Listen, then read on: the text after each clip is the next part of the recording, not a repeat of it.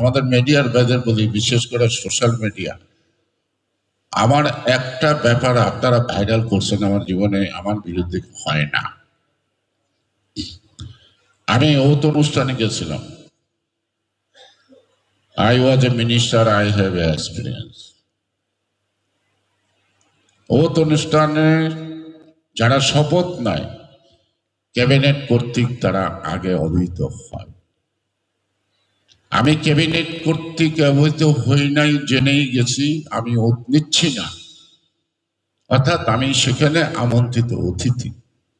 As a senior most আমাদেরকে সামনের সারিতে বসতে দিছে। আমরা বসে রয়েছি চুপচাপ, আমাদের বসতে বলছি, জোর করে বসি নাই, কেন জোর করে বসতে যাবো? আর স্টিকার নাই, বঙ্গভবনে দেখতাম স্টিকার থাকে নাম দেওয়া।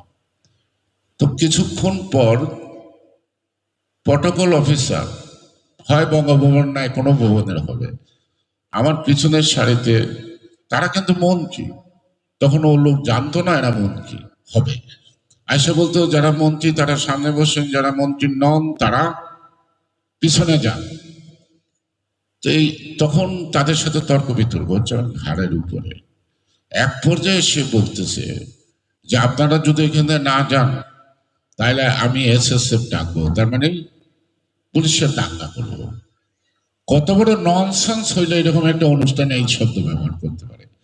তখন আমি আস্তে করে উঠে চলে যাচ্ছিলাম, যাওয়াটাই স্বাভাবিক।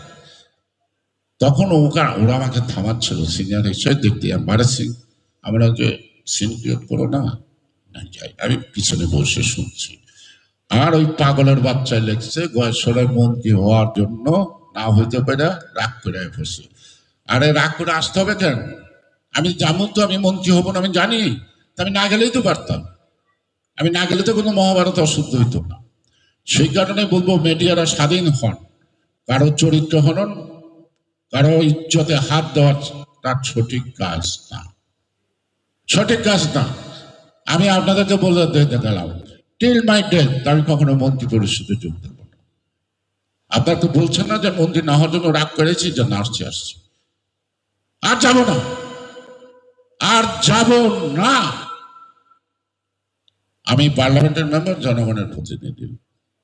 আমি আর দ্য লাস্ট আমি ফাইট করব for the people, for the people. আমি নিয়মের কথা বলবো, আমি নিয়ম প্রতিষ্ঠিত করতে চেষ্টা করব।